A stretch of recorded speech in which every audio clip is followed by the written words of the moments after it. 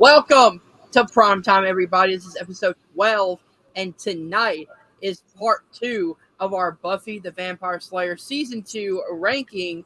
And at the end of this episode, we will be ranking all 22 episodes from 22 to 1. I'm your host, Hunter Chambliss. I'm joined by my co-hosts, Kerri and Chad. How's it going, guys?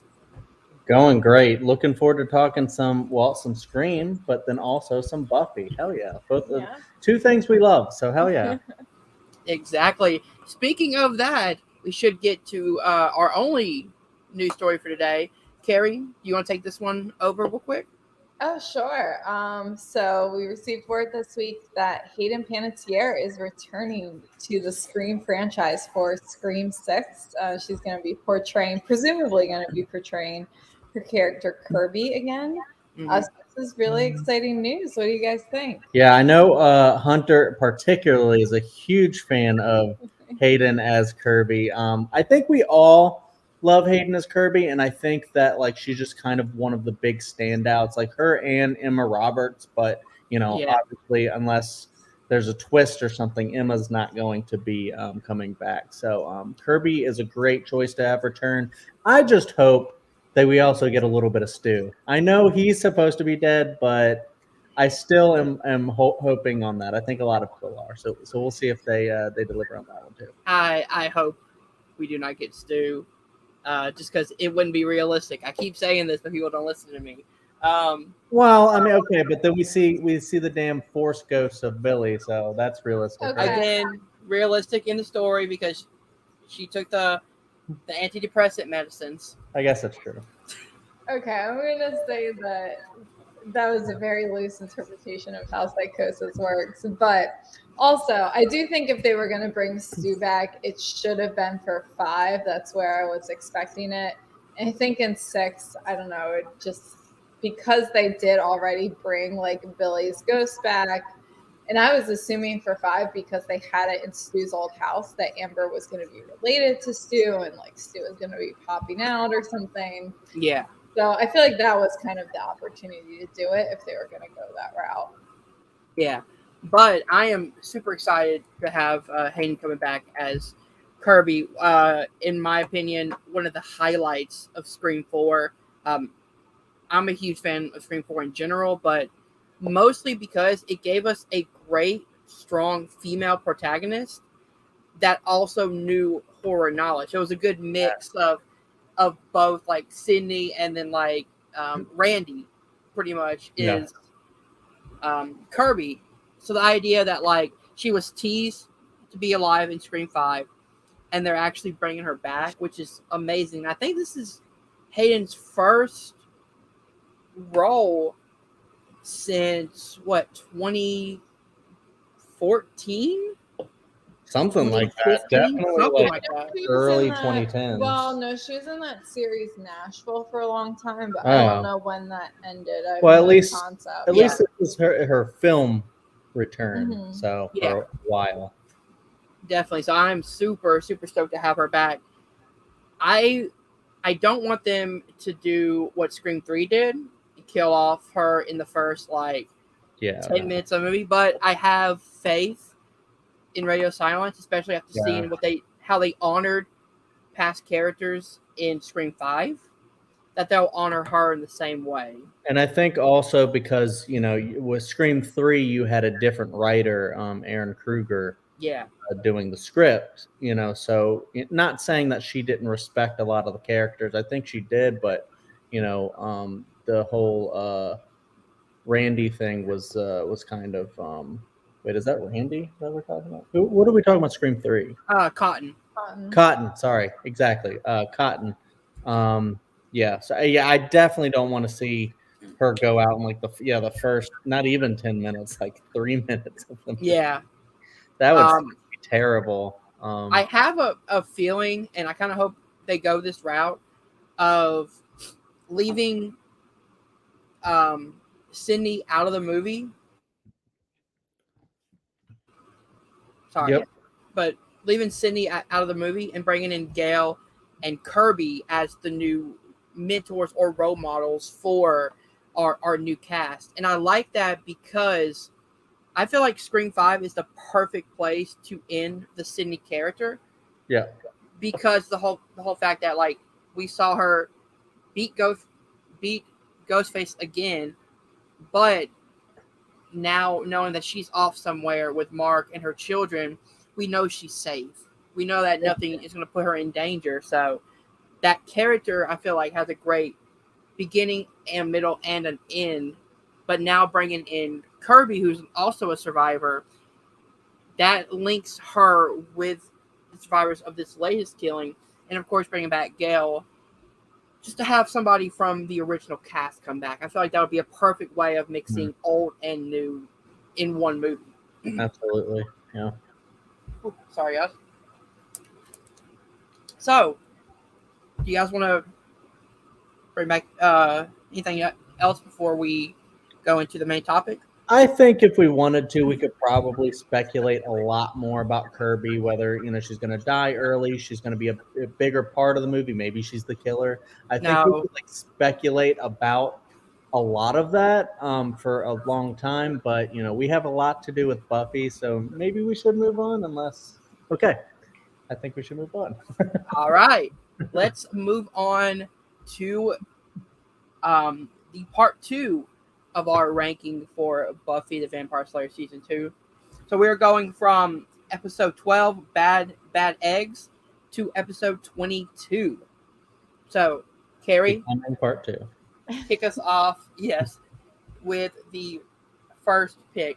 Actually, should we put part 1 and 2, make it one episode, or make it 2 episodes this time? Because I know last time we broke up the finale into 2 separate episodes. Oh, yeah, we can do the finale as 2 separate.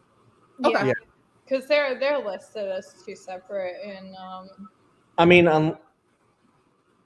unless like someone wanted to nominate both for like a specific tier, I don't know, because I know there's only 2 S tier spots. I'm not sure if that one would be S tier, A tier, B tier, whatever. We're only going down to C tier.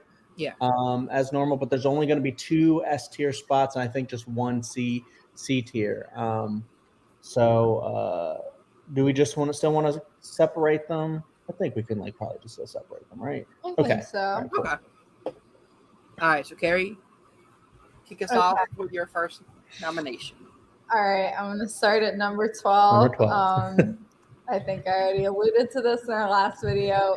Bad Eggs, this is, I still love it. Still a Buffy episode. It's definitely, in my opinion, I'll just say it's my least favorite Buffy episode ever. Wow. I don't know why. I feel like if you looked up the definition of filler episode, though, it would be like this episode. It doesn't really do much to advance the story, our overall story that we're in. I don't know what about it just kind of gets under my skin a little bit. I don't know. Maybe it's just the plot for me just doesn't do it quite as much as a lot of other episodes. So I'm going to put this as my C tier episode. Okay. Chad? Yeah, no, I'm actually fine with that one being the C tier. Kerri's not wrong. It is a Buffy episode. There's so many other Buffy episodes after that one. And I can't really think of many that are just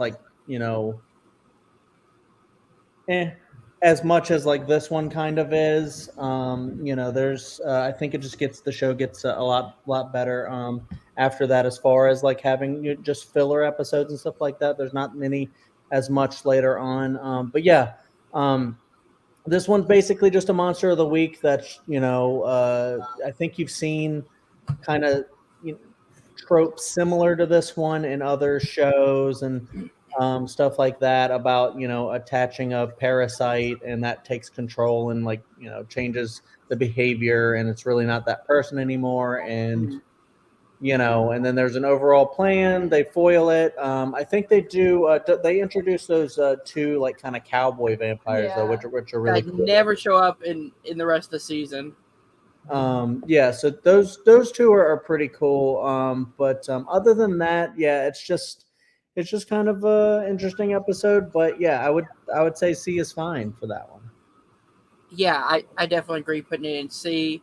Again, not a bad episode, but just one that doesn't flow into what season 2 was doing at this point.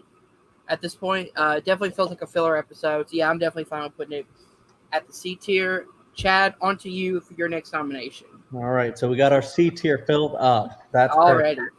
Already. So now, do I go big or do I try not?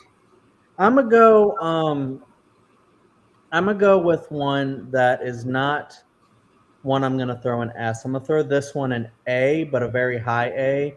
I only have eyes for you. Okay, I don't know how Kerri feels about That's this one, okay. but I really, really like this one. I think there's a couple others I would put above it in S. Um, so that's why I would like have this one in a very high A. This one is fantastic. I love the fact that it's like the Sadie Hawkins kind of thing, and like there's this like ghost romance type of thing, but it gets really intense and really heated, and like it's kind of like a murder suicide thing that happened in the past, and so the school basically starts getting haunted by this. And the thing that I think that elevates this episode to an very high A near S level is that it incorporates the whole Buffy Angel thing where um, Oh they yeah, the end. they're like at this point, spoilers for anybody who hasn't seen Buffy. There's a big thing that happens before this where Angel has sex with Buffy and then ends up becoming Angelus again, from a long time ago where he was the one of the most feared murderous vampires ever. Yep. And so he starts being that again, torturing her friends, torturing Buffy, but not like killing anybody really necessarily, like one person, but like just mostly toying with people a lot, Yeah. which is what he likes to do before. He likes to see people in pain, and it's just really cool that like you get to see their like complicated love story unfold as they have to take on the roles of this couple in the dance, and just to see. And also I love because Buffy jumps right away to everything is black and white for her, starting out where she's like, he killed her, that's wrong, he's a monster, he should die just like everyone else. Mhm. And then she realizes love is more complicated than that, and it's not all Much more black complicated. and white. It's kind of gray, and that's exactly the theme of the season, is that it's very gray. And yeah, so I love also that they reverse the roles. So Buffy is in the man role, and Angel is in the woman role. So So funny. it's a little funny, yeah, but it's also very deep. And then one of my favorite, but also most heartbreaking parts is when like they kiss, and then he immediately after the kind of the souls have departed or the ghosts have departed, Angelus realizes what the hell just happened, and then he like viciously pushes her off and retreats, and it's just brilliant. I don't know, that one's very high A, but if someone argued for S, I would not complain for that one. So yeah, I love that episode. All right, Kerri, on to you. Yeah, I think I mirror your feelings exactly, Chad, where if there weren't two other episodes I would put in S, this would definitely be in my S. So it's going to be just very, very high A. But like, if we had 3 spots for S here, this would definitely be in it. Exactly.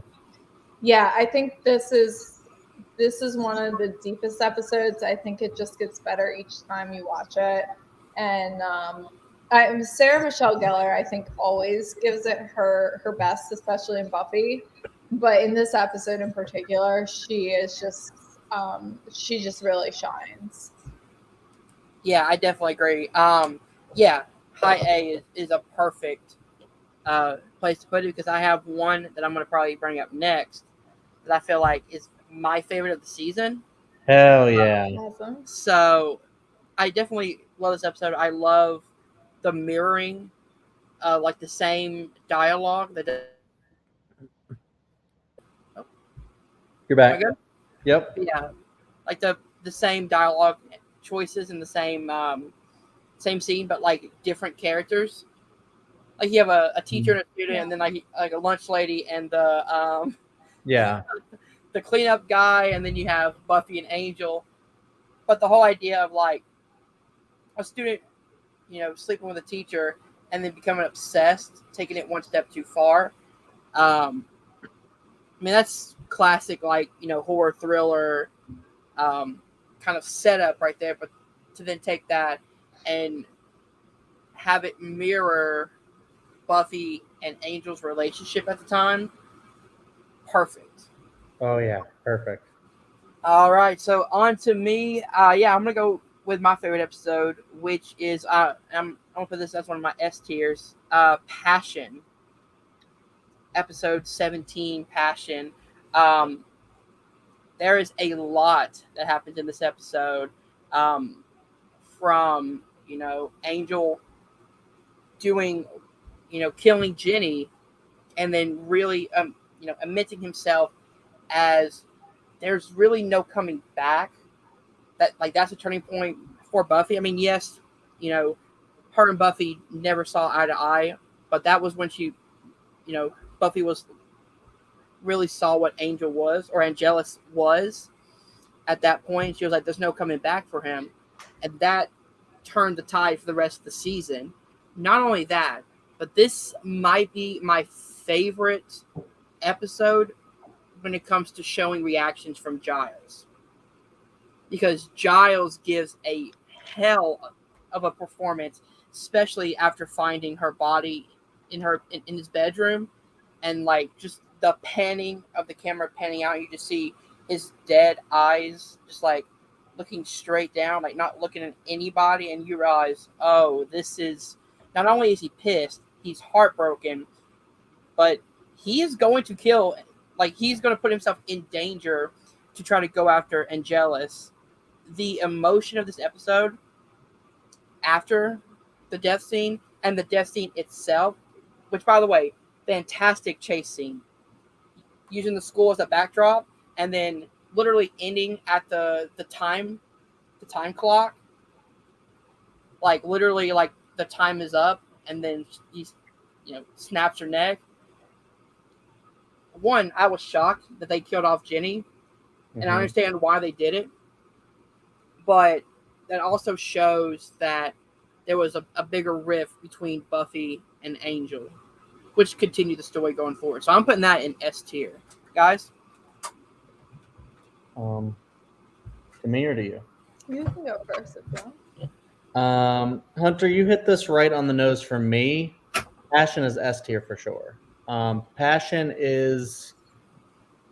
There might be one more episode I think that that is equal to or better than Passion, but I think Passion is just such a perfect written episode. I feel like, because I love how it starts with like basically David Boreanaz reciting poetry, almost just like Yeah, a poem about passion, and how it takes it control. drives you.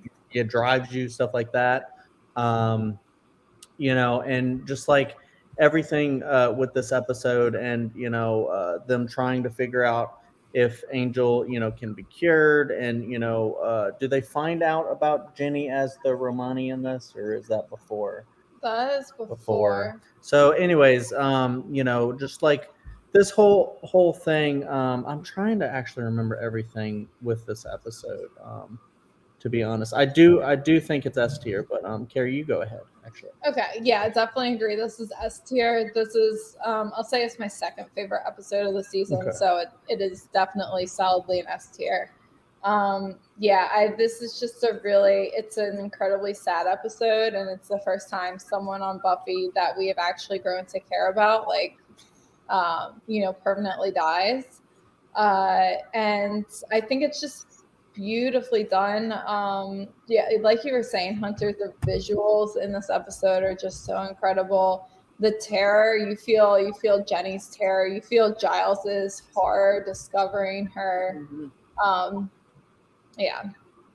Yeah, so everything about that, I feel like I don't have as much to say about it.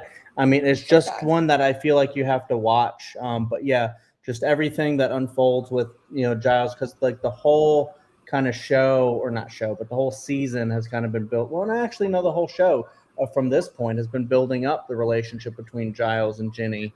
And, Giles is a character that you love, and Ginny is someone that I feel like is really good for him.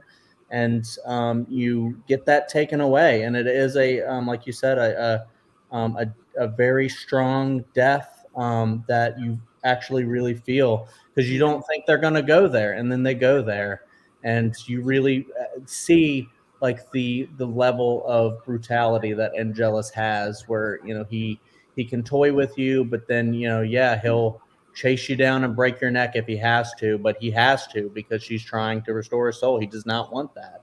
And exactly, like the just the scene with Giles finding out, like that's just one of those moments where you're just like, oh my God. And then you just like sit there and you just go like, they really went there.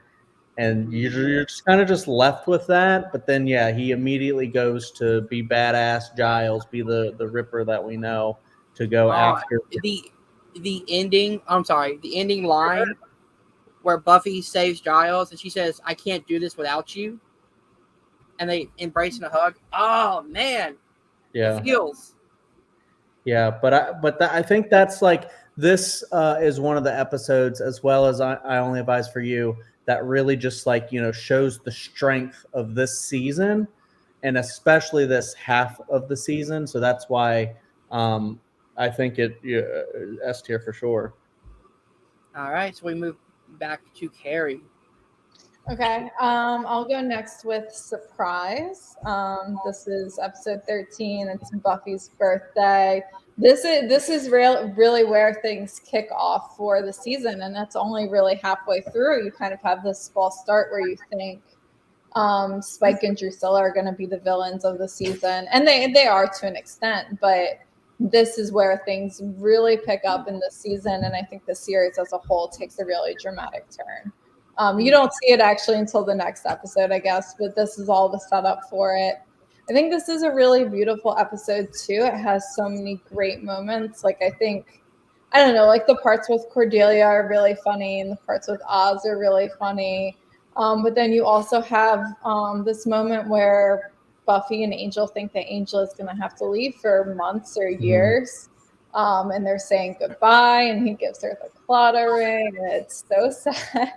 And then they, things go bad, but they, Angel doesn't have to leave, and it kind of ends, a little sexy, but I don't know. I think this is a great episode. I forgot I haven't even said what tier. A tier. A tier? Yeah. Is this the episode? This is the episode, right, where I think Buffy and maybe Angel, they fight somebody into the party. Yeah. In. Cordelia goes, "Surprise!" And then doesn't Oz say like? Oz also finds out. He was like, "Those guys turned to dust." Did anyone else see that? That's right. Love the fact that Oz is not more freaked out. Yeah.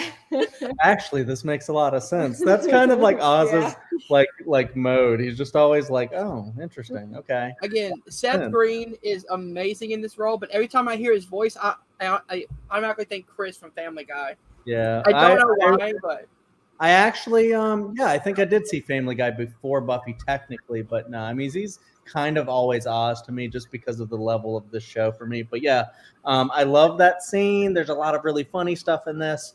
Exactly, and then it transitions to the sweet, Angel Buffy Claddagh ring thing that Kerri mentioned that I just think is so great. But also, I just think like a lot of the stuff with it being very, sweet for Buffy. It's her birthday, and then like everything that happens with their relationships getting stronger. It's just such great buildup for like one of the like most awesome endings of an episode ever, because this is the one where they go, they have sex. I think this is like maybe Buffy losing her virginity.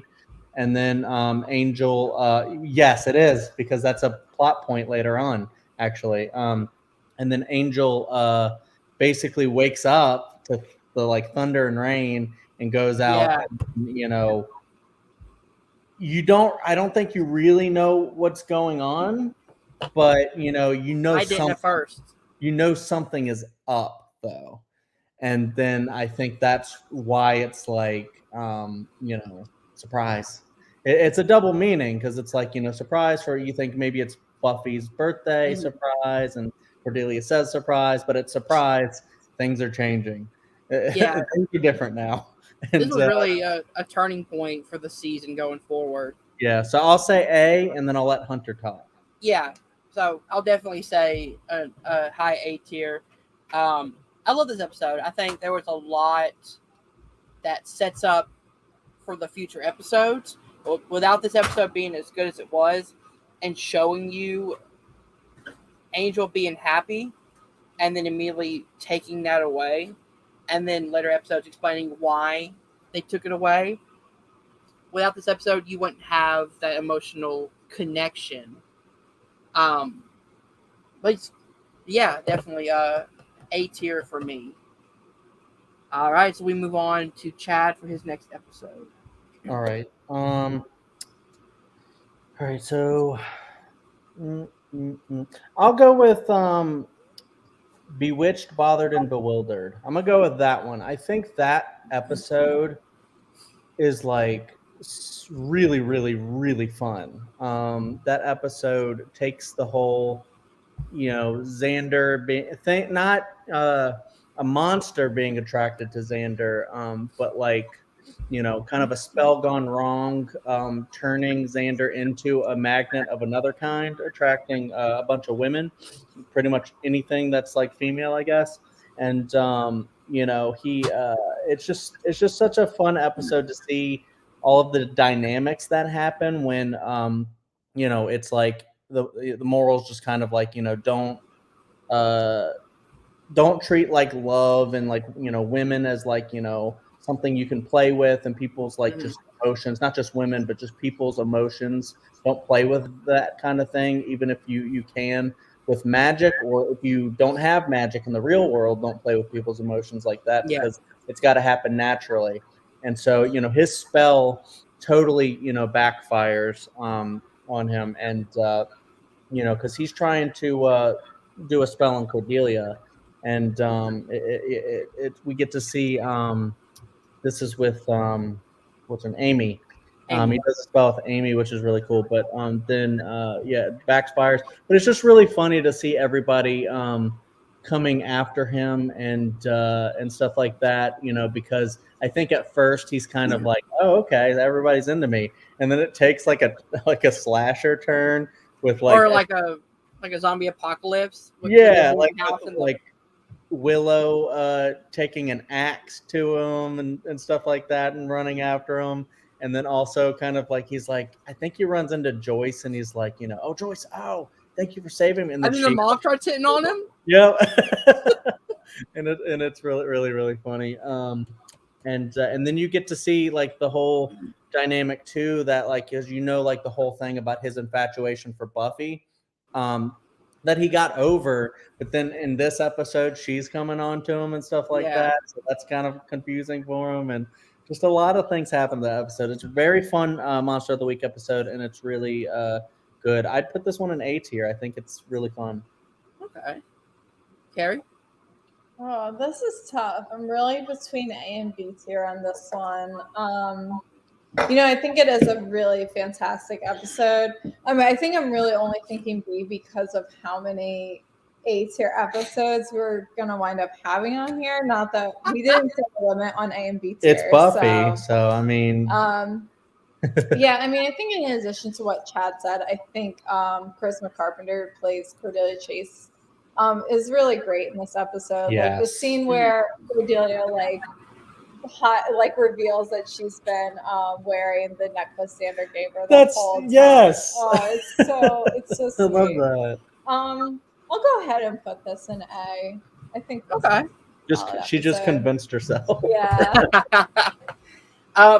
To be honest, I was actually gonna put this in B tier, like a high B tier, only because I didn't like the setup of Xander doing something so extreme for pretty much no reason.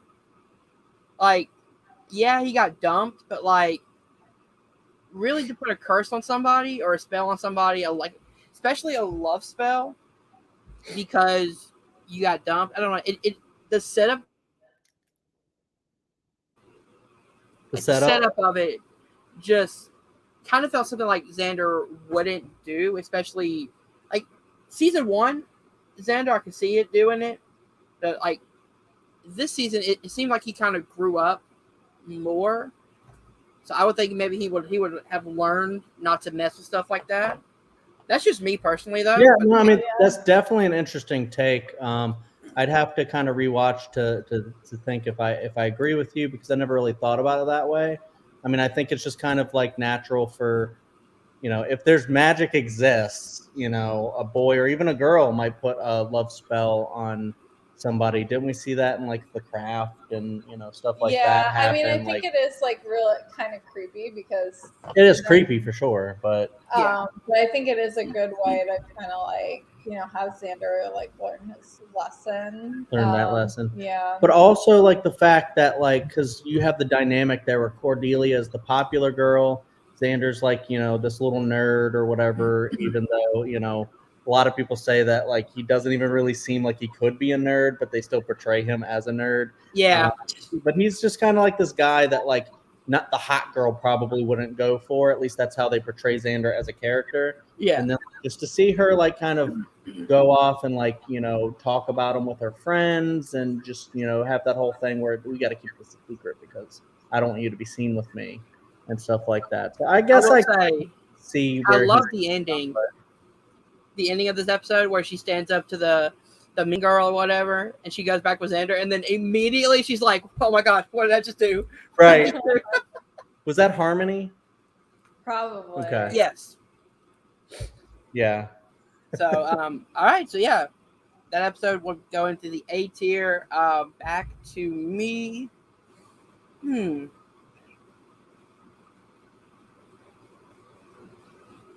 I'm trying to see which one I want to go with. All right, you know what? I'm gonna put this one in B tier, but I don't know.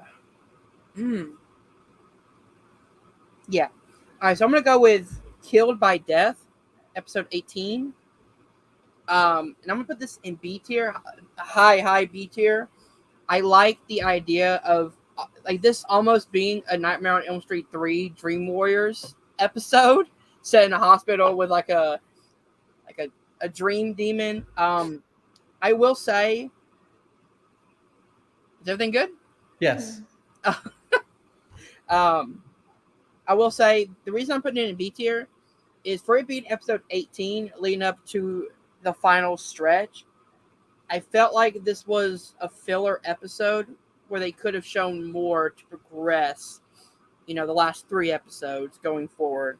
I feel like they could have done more because I mean, even Angel didn't really do that much. Like he showed up to the hospital once and then got, confronted by Xander, which I like that scene, but it felt like with this being, the last 4 episodes, I would have liked to see more progression of like the story, and this just felt like a really good monster episode. So I'm gonna put this in the high B tier. Chan, Kerri, what do you guys think? I can go. Okay. Okay. I actually really like this episode. I don't know. It's always been, I think it's one of the creepier episodes of Buffy, like one of the ones that's the monster is actually scary. So for me, I think I would put this in the A tier. I do understand kind of the point about how we're getting, close to the end of the season, and this kind of is just like a break in the story. It's kind of a standalone Monster of the Week episode. I know it does seem to be that that's kind of the format a lot of shows not just Buffy, but like stuff like Supernatural, you notice a lot of them, they'll have kind of these filler episodes towards the end where they don't progress the story. It seems like they could have dropped them anywhere in the season. But as a Monster of the Week episode, I do think this is definitely one of the better Buffy of the Monster of the Week episodes. Buffy of the month. Buffy of the month. Yes. I don't. Yeah, like I said, I think the monster is really creepy here. I think we get a little bit of backstory from Buffy, which I think is interesting. So yeah, I'd go with that. I think you guys are actually both kind of dead on with this. Like Hunter makes a great point about like, because I'd like to think, because I love Buffy as a whole. I love every episode of Buffy, the whole run, whatever. I love that it's so long, such long seasons, whatever, just because it's one of my favorite things. But I would be interested to think about like, what if it was this sharper written show where there are no filler episodes, there's no Monster of the Week, and it's just driving just one story just the whole time, and it's not broken up by like little, like some of the Monster of the Weeks, they still do a great job of actually, setting up the story, moving characters further, developing them, make them learn lessons, stuff like that. And I do agree that with Hunter, like, Killed by Death isn't one that is really doing that much. Like, you can probably just put that anywhere in the story. I guess only just after Angelus as Angelus, you'd have to put it somewhere in there. But I also agree with Kerri though, where I think it is a very creepy episode. I really like the way this episode unfolds, where the mystery, you find out what's going on, and it's just a really cool episode. I like that Buffy is like sick the whole time, and then she has to like make herself sicker so she can see the thing, which I think is just a really cool concept. So I'd give it a slight edge into the A with Kerri, but I totally understand where Hunter is coming from as well. Yeah, that's definitely fine. I actually have another one coming up that I would probably put in B tier for the same reason, and it actually might make a lot more sense. So yeah, I'm fine with that one. I think I know what you're talking about. I have one I definitely would put in B tier, so we'll see if we're all talking about the same one. All right, so moving on back to Kerri for her next selection.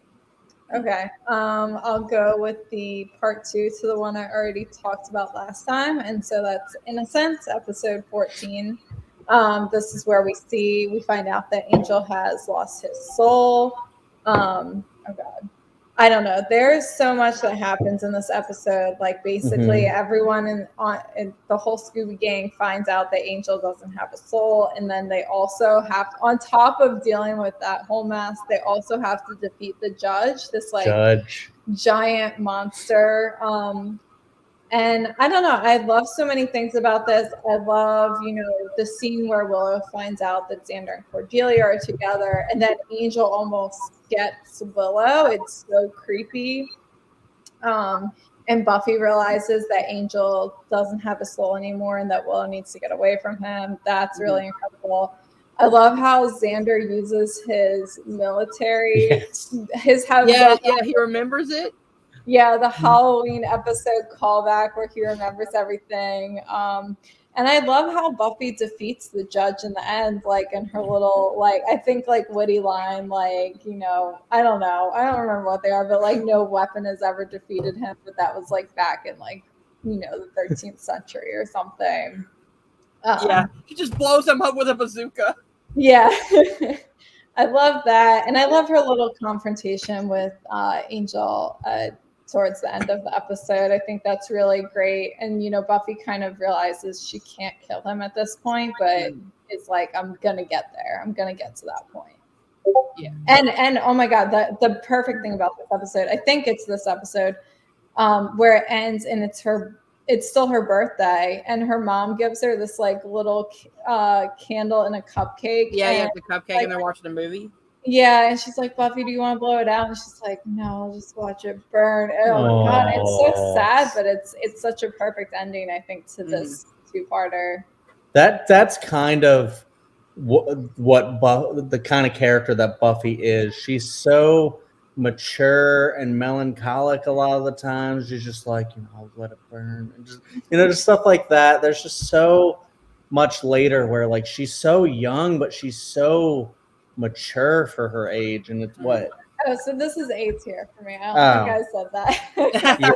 Yeah, this is definitely A tier for sure. I would even probably put this in S tier if there were slots, but there's another one that's definitely a little bit better. But yeah, this one, I was dying to talk about some of the jokes in this because you reminded me of Xander doing the military thing where he's like, your uniform's not regulation, your boots aren't tucked in, hold your gun like a sissy. Just like sissy. Stuff like that. He just easily takes the gun from this military guy. I love it. And then I just love also when they finally get the grenade launcher or whatever, and then they point it at the judge, and he's like, "What's that do?" I will. Yep. The only thing I didn't like was how the judge just went out like a bitch. Yeah, I mean, he's just kind of like a side antagonist that, whatever. But but his power was very, very scary. So I feel like if you would have like left him alive long enough, like people would start to go like, how did he not touch one of the main characters and just disseminate them or whatever? But yeah, he was a really scary antagonist, but it was really funny how he went out like a bitch and had that line. That was just really funny. He just did not know. He just did not know what was going on. And but that you'll see that actor return actually later in another season. They do that sometimes where they'll recycle actors a little bit in different roles. Especially if they were really made up like that. Yeah. Unless you look at the behind the scenes, you're not gonna know. You can't tell the difference. Yeah. But yeah, I love this episode. This episode really takes from Surprise and just like everything that Surprise sets up, it delivers in this episode, where you get to see who Angelus is. You get to see him just antagonizing her friends, killing Willow's goldfish. That's this episode, right? And just doing a bunch of shit like that. That's just so creepy and just weird. And maybe that's Passion. Yeah, maybe I'm mixing up episodes. But you basically get to. Is this also this episode where he confronts them in the school and Buffy says, "Get away from him"? Yeah. Okay. Yeah, I love that part. Stuff like that because they kind of realize that Angel's different now, and Buffy's immediately like, "This is not okay," and this is different. And she has all that inner struggle. And I love the fight at the end, like you said, is just so good because, Buffy's a hero, but Buffy also has, emotions and just feelings. And she's like, I can't just kill the person that I love so much. And, that decision haunts her later. But, she makes it out of emotions. And you could say maybe that's a weakness, but it's also we see that it's also one of her strengths. Mm-hmm. But I just love how this unfolds, and a lot of great moments in this. So yeah, definitely high A tier for sure. Yeah, I definitely agree. High A tier. I can't really add anything that you guys haven't already added. Great job. But I believe we now move on to Chad for his next episode. Okay. Let's see. We have 1, 2, 3, 4. We have 4 episodes left, I believe. Yep. I'm gonna go. Yep. Yeah, I'm gonna go with one of the last 2. I'm gonna go with the last one. Becoming Part 2. We could go ahead and talk about this one right now. I think I might know where this may go, but I'm putting this as S tier. This is the best episode in season 2 and one of the best, I think, in the whole show. Because this is just like, everything's coming, like the world's ending. this is like the, I guess. Well, yeah, the first one wasn't really an apocalypse in the first season, right? I guess the Master coming to power wasn't really an It was apocalypse. gonna It's supposed to be, be, yeah. yeah. So this is like the second like apocalypse attempt. Like every season seems like an apocalypse attempt, but that's what they're trying to do is like have Agathala come out and just kind of like swallow everything. Mhm. And yeah, so it's just kind of an attempt to stop that from happening. And you're seeing like the prophecy come to light. You get to see Kendra come back, and she gives this one, right, where she gives Mr. Pointy to Buffy. That's part one That's because part Kendra one. dies at the Okay. end of part one. So we'll get to that one actually later. Sorry, I was looking through the thing. I saw Kendra's name. Oh, I was reading a little bit through part one. Never mind. Yeah, so this one, the reason I think that this one is so deep is just because of the way it ends. There's like a big fight scene between Buffy and Angel, but then Angel has to or Buffy realizes that the only thing that can stop this thing is Angel's blood, because that's what like awakened it. And so the only thing to close it is Angel's blood. Don't ask me. Vampires have blood in the show, but basically that's what happens, and you get to see their confrontation, and she decides that she still has to kill Angel, even though the race to kind of give Angel back his soul in time is just it's in time, but it's at the worst kind of time because it's right when she's about to kill him. And then, that moment as like a little 12-year-old kid like, watching the show, Devastating. watching him go, Buffy, and like just you know that he's back, he's Angel again, and she still has to go through with this. You save the person that you love, or you save the world. And Buffy, the hero that she is, she chooses to save the world. Yeah. And when she kills him, and then he gets sucked into whatever, and do they mention where he goes? I guess not, hell. Because okay. they said it was like a gateway to hell. Yeah, so he kind of goes to hell there, and but just that emotional kind of arc that Buffy has, and then she ends up leaving. Like it's so devastating to her that she just leaves, Mm-hmm. and it's just one of the most emotional moments in all of television for me. It just like is the first time I watched a show or a movie or anything and just could not stop crying. So, Kerri? Yeah, S tier for me for sure. This is my favorite episode of the season. I think it's tied maybe with one other as my favorite episode in the whole series. I don't know. I think the last 10 minutes of this episode are just perfectly written, perfectly shot, perfectly acted. Everything from I love the fight between Buffy and Angel. And, it looks like Angel has beaten her. And he's telling her, I've beaten you. You don't have your friends. You don't have your watcher. You have nobody.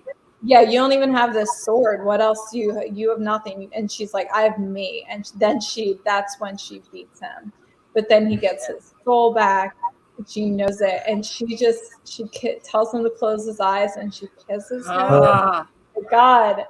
And then even going into like, seeing the rest of the gang at school, and you're like, well, the world didn't end, where's Buffy? And her just being so devastated and leaving. This is one that as many times as I've seen it, it never loses its emotional impact. It's always devastating every time. Because they had that whole build up throughout the whole show. Yeah. So yeah, definitely S tier for me. This is one that I am glad that I got to watch it for the first time. You know what I mean? Like I get like that first time experience with it. Yeah. Mm-hmm. The one thing that stood out to me and really shows the great acting and the great chemistry of actors in this show is the conversation between Buffy and her mother. When she goes to fight Angel and she's like can't you have someone else do it? And she goes, no, it has to be my fight. And when her mom says, if you leave, do not come back.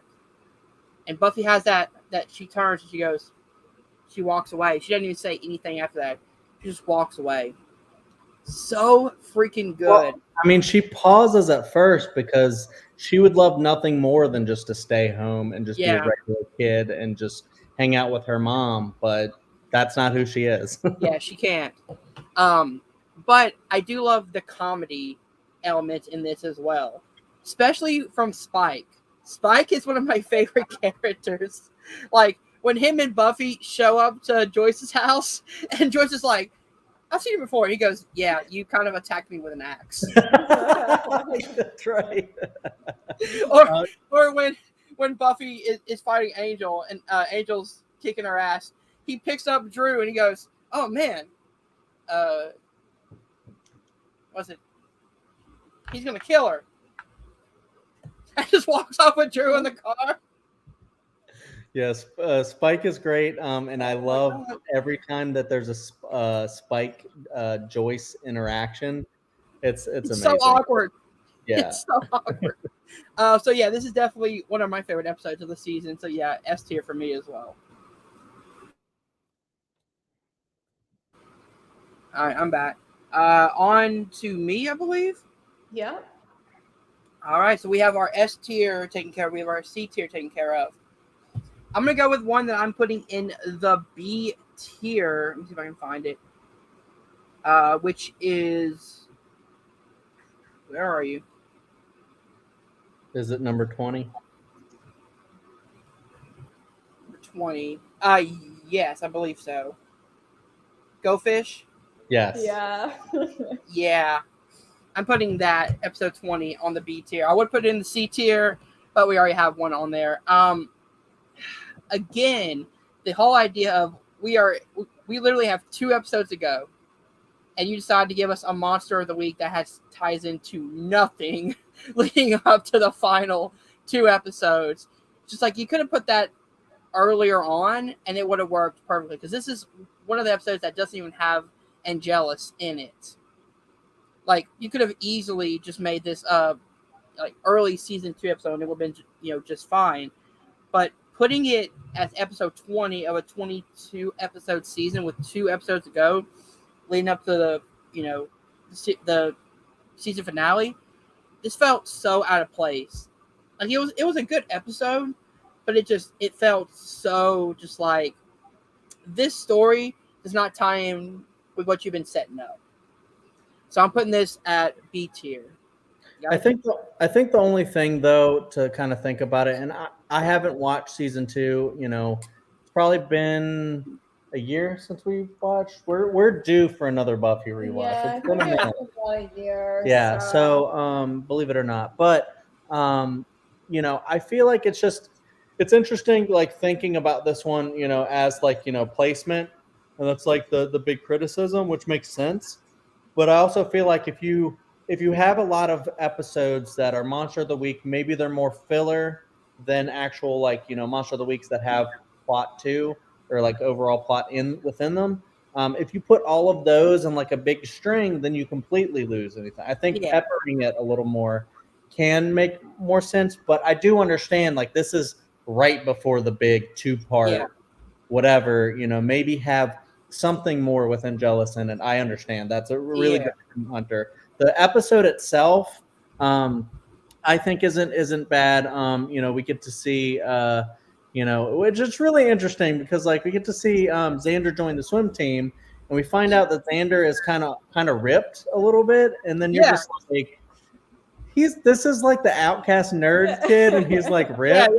Like, why isn't he a jock again? But anyways, So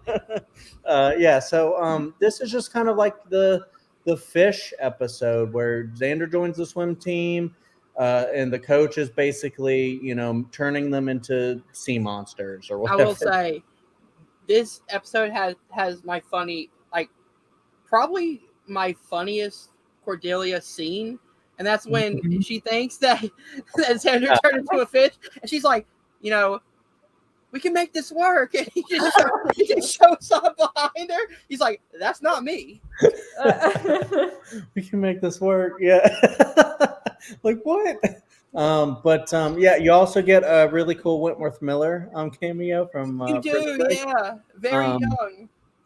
But yeah, it's a fine episode. I'm okay with B tier. I think it's fun to watch. But it's not everything Hunter said. Kerri? Yeah, I agree. I think this is pretty solidly B tier, especially given the rest of the season. Yeah, it's just, I think, like you guys have said, it's kind of an average filler episode. There's some really fun moments in it, but I don't know. Overall, I don't think it's, one of, even, I love Monster of the Week episodes, and this one I don't think is like it is one of the better. It's not one of the better Monster of the Week episodes, I guess I'm saying. All right, so we have 2 episodes to go. We have Phases and then Becoming Part 1. So we're on to Kerri for her next selection.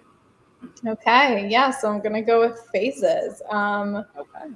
This is a good episode. This is all about Oz. We are finally kind of getting more introduced to Oz. We've seen him before in some episodes. He now is kind of joining the gang. But this is where this is an Oz episode. He becomes a werewolf in this episode.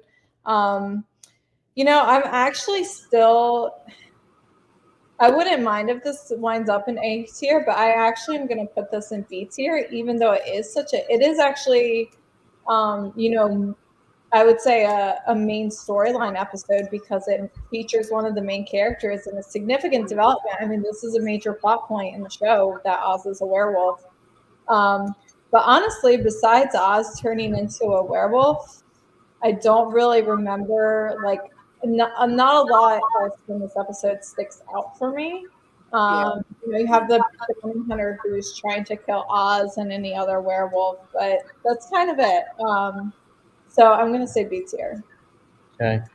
I understand. Yeah, I agree with Kerri. Actually, I would probably put it in very very high B or very low A, but I'm gonna drift just towards low A and then see where Hunter falls and maybe he'll be the tiebreaker there. Okay, Because put it on my shoulders. I think exactly what Kerri said. This has an important story kind of arc for Oz. It like informs his character like later on, and just trying to figure out if their relationship can work and stuff. Because now he's like a werewolf, bitten by his cousin Jordy, and he has to figure out stuff now.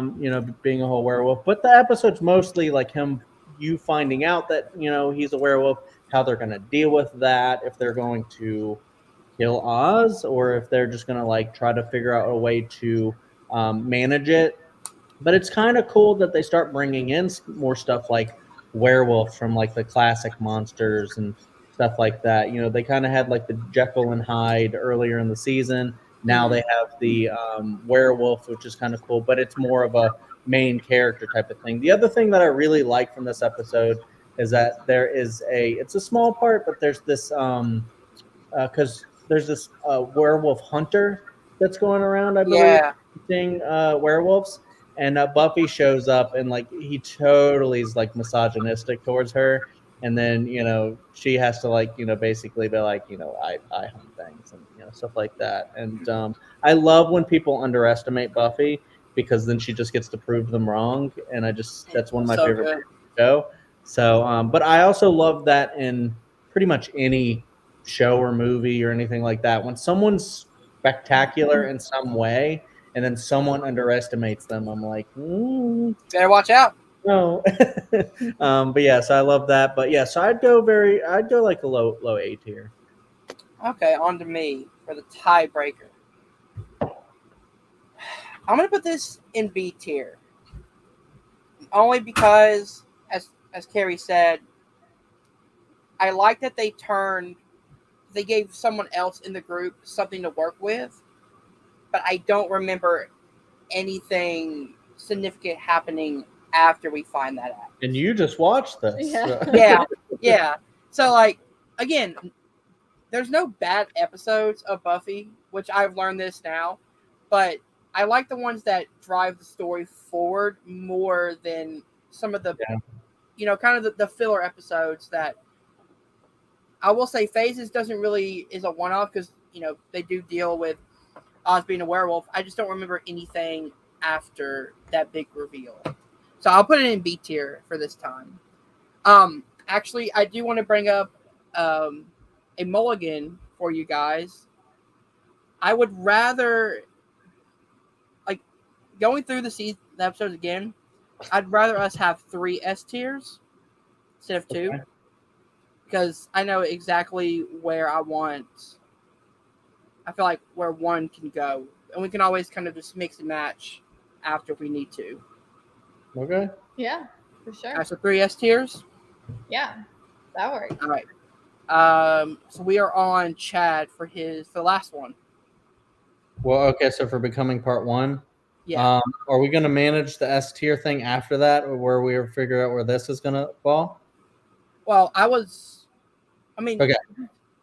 I'm going to put I Becoming. thought that was for future seasons, or no, including this season. we can do it for this season as well. Yeah. Okay. Well, then I'm going to say I think Becoming Part 1 is a high A tier. Okay. There's a lot of setup for it, but it doesn't have the emotional impact that Part 2 has. There's a lot of great stuff. I love that Kendra comes back. She gives Buffy Mr. Pointy, which is, a very good moment. And it's really sad that freaking Kendra dies. And it's just so, why? But, there can only be one, right? I guess maybe not. Yeah, we'll see. yeah. But, so it's a really interesting way to end the episode. I mean, Buffy the police find Buffy, and it's kind of like a to be continued type of thing. And they think that she killed Kendra, so it's a kind of cool, like, little cliffhanger and stuff like that. But yeah, so there's a lot of interesting and fun stuff in this. But I think this one is a good high A tier for me. Kerri? Yeah, I agree with that. I think this is A tier. Pretty much all the same reasons Chad said. We get some great moments in this, but it doesn't quite hit the level that Part 2. Part 2 is the payoff of the whole season. Yeah. So see, I was actually going to put Part 1 in the S tier as well, because I feel like not only do we get good setup for the finale, but we also get to learn more about Angel. We get to see him, like, as he progresses along through, like 1920s London, through meeting Buffy for the first time when she's out in California. And then we get to see, Kendra again. We get to see her death. And then we get to see, Buffy being framed for the murder, which leads into Part 2, where it cuts right into that episode. So that's why I was going to put it in the S tier and went up to 3, because I was like, together they seem they work together in unison. It's not like Part 1 is all build up and then Part 2 is all finale. It feels like you get an entire finale with Part 1 and Part 2 over just a setup for Part 1. Okay, so now that Hunter made that argument, here's what I think we should do. I want to see what Kerri thinks. Would you agree with putting Part 1 as S tier, or would you elevate one that we put in A tier into S tier that's not Becoming Part 1?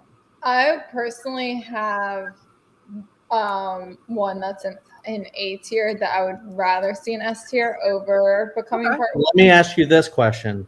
Is it Innocence, or is it I Only Have Eyes for You? It's I Only Have Eyes for You. I would actually agree with that. And keeping Becoming Part 1 Innocence is actually, I would say I would even put Innocence in S tier above Becoming Part 1 too. Yeah, same. But not to downplay what Hunter said, because that was perfect. We also didn't just watch the episode, so we don't have a recent feeling for it. Yeah. Despite having seen this so many times, it's still like, you got to get a recent feeling for something, I think, to be like, you know what, that is S tier or That's something true, like that yeah. a lot of the times. But, Yeah. it's definitely high A tier, if not S tier for Yeah. Becoming Part 1. But I that's would be okay with I only have eyes for you and S tier. Okay. Okay. Because that's what we were saying before, is that so many S tier, at least moments, if not full Yeah. episodes in Yeah. this latter half of season 2, because it's such a great season. All right, so Becoming Part 1, high A tier, and then I only have eyes for you. Yep, I changed ours here too. Oh, and then Hunter changed his A to S as well for I only have eyes for you. Yeah, so There we go. 3 S's, 1, 2, 3, 4, 5 A's, 2 B's, and a C. That's perfect. Yeah. All right, so I'm gonna go through them real quick. On S tier, we have Passion, Becoming Part 2, and I only have eyes for you. In A tier, we have Becoming Part 1, Surprise, BBB, which I have it abbreviated because I did not want to write all that. Killed by Death and Innocence. In the B tier, we have Goldfish and Phases, and in C tier, we have Bad Eggs. Perfect. We did a great job. Now, what are we doing? The fun part begins. We have to rank all 22 episodes. Let me get this list here. All right. Yeah, this is gonna be. Here's your board. Scrolling. Thank All right, you. so how are we doing this with the ranking? Are we doing it the same way or? You need 2 to 1, right? Let's do that. 2-1? Okay. Let's start with Hunter.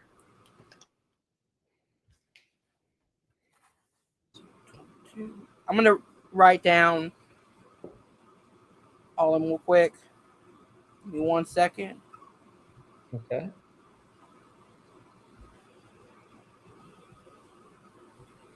Using my whiteboard for this.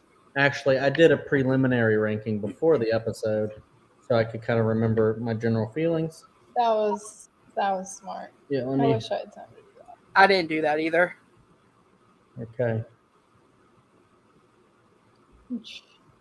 Actually, right. All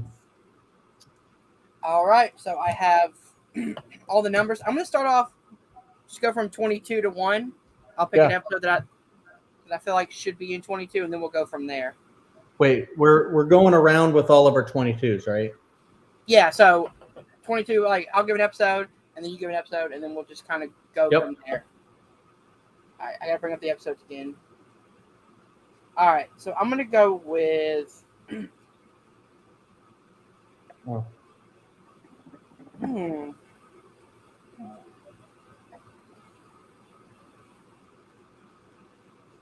We're not gonna write them.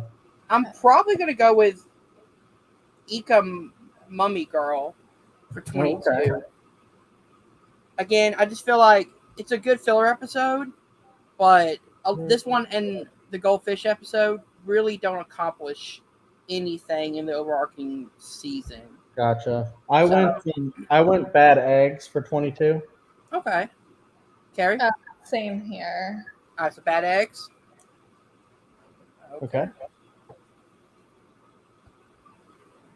I wouldn't mind though for 21 having Ika Mummy Girl if you were planning to stick with the same one. All right. Well, it's on to you. Oh, okay. How are we doing this? Are we like one of us is proposing one and then we're saying whether we agree or not? Okay, so Hunter, for this to go as quickly as possible, Hunter just said Ika Mummy Girl was his 22. You just said you'd be fine with that being 21. So I'd be overruled if I disagreed. So let's put Ika Mummy Girl as 21. Okay.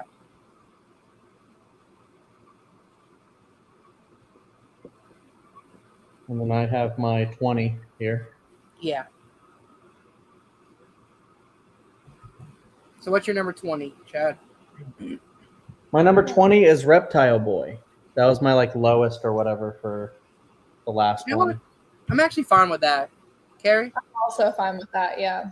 I had Ink Mummy Girl at 17, but dropping to 21 is no big deal. Tall boy. All right. Okay. So it's on to me. For number 19, I'm gonna put in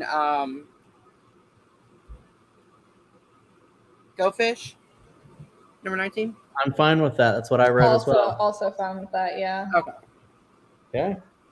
That was my number 20. So yeah. All right. Back to Kerri. I'm gonna go with Ted for number 8. That's exactly I'm what fine I with that. Yeah. We're all in agreement here on a lot of these. All right. Number 17, Chad. I'm writing it down. I am almost done. It's 3 words. It is some assembly required. Yeah, I'm fine with that. Yeah. Yeah. Okay. All right. It's on to me, right? Yep. Yeah. All right. Number 16. Let's see. I'm gonna go phases for number 16. I'm down. I'm okay with that. Same.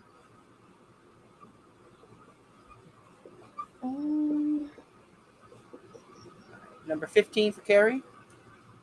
Oh, see, okay. Here's where it starts getting a little difficult. Do you want me to go? No, Okay. I think I'm going to go with Killed by Death. That's what I wrote too. All right. Yep, I'm fine with that as well. Give me 1 second. Any Killed by Death? All right, Chad.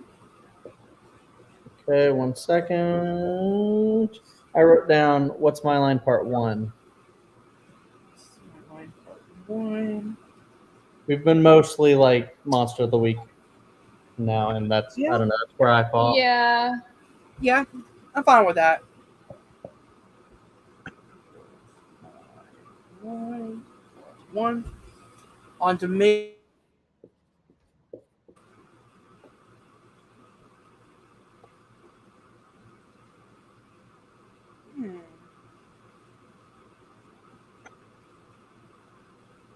Yeah, this is definitely getting harder, ain't it? Mm-hmm. Let's see. I'm gonna go Bewitched, Bothered, and Be Wild. Bewildered. I'm okay with that. Yeah. Yeah. I had that at number 10, but you know, I'm okay with that being a little lower. Kerri?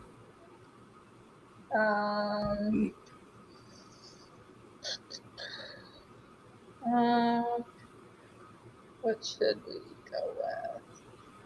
I'll go with When She Was Bad.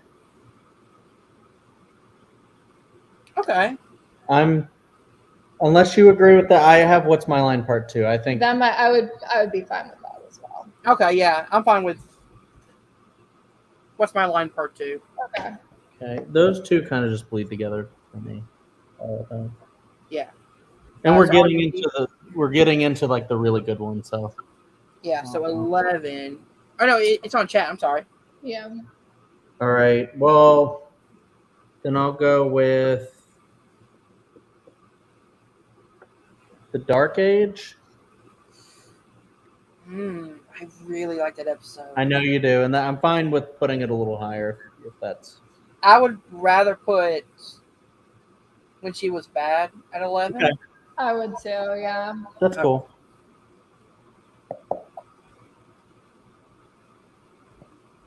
On to Well, me. then okay, yeah. Oh, sorry. Go ahead. No, you go ahead if it's on you. Yeah.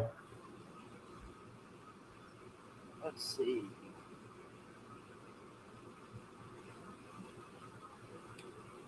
All right, so I'm gonna vote Becoming Part 1 for the 10th spot.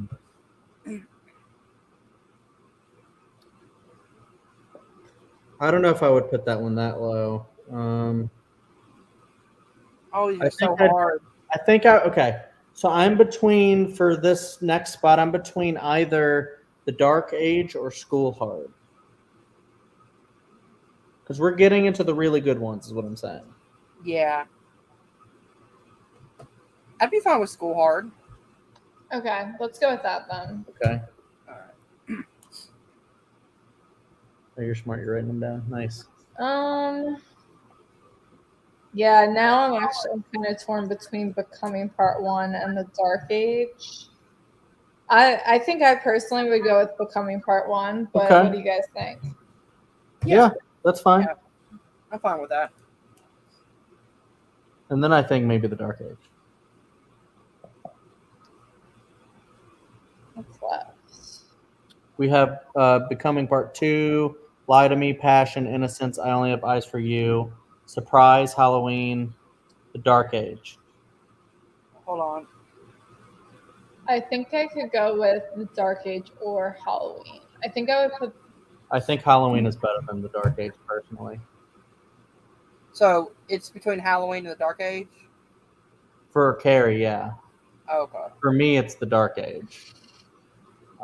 I just think Halloween is just classic, to be honest. I mean, no shade on The Dark Age. It's still really high Yeah. in the, like, what are we on, Kerri? Like 8? We're on 8.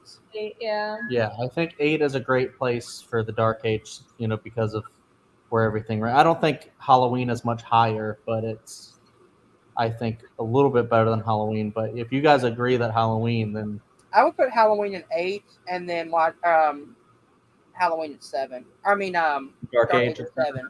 Okay. I agree with that, yeah. Again, I love Giles, so a Giles-centric episode. Well, yeah, we all love Giles. True. Okay, there. Halloween. Who's next to nominate? So Kerri just went, right? So it'd be you, Chad. And we're on 6? Yeah, we're on 6. Surprise. I agree with that. Okay. Yeah. All right, Yeah, top no, 5. On to me. I'm going to go Lie to Me for 5. One I don't really remember because I watched it a while back, but I don't know if I would put it any higher than 5. This is where it gets really hard. This top 5 is just Yeah. the killer's row. Is that what you call it? Yeah. I think actually because what's left is Lie to Me, Innocence, Passion, Becoming Part 2. I Only Have Eyes for You. and yeah. So I would actually put Lie to Me here at number 5. All right, I'll agree with that. Okay. Who's next? It'd be Kerri. I The final 4. So I am going to go. Wait, what? Oh my god, I'm losing my mind. Becoming Part 2, I'm gonna Passion, come with. Innocence. I'm I gonna Only go Have with Eyes for You. Innocence. Yeah. I agree with Innocence. Yeah, Innocence is fine with me. Okay. 3 left. Top 3. I'm thinking I Only Have Eyes for You for 3. I agree with that. Yeah. Okay.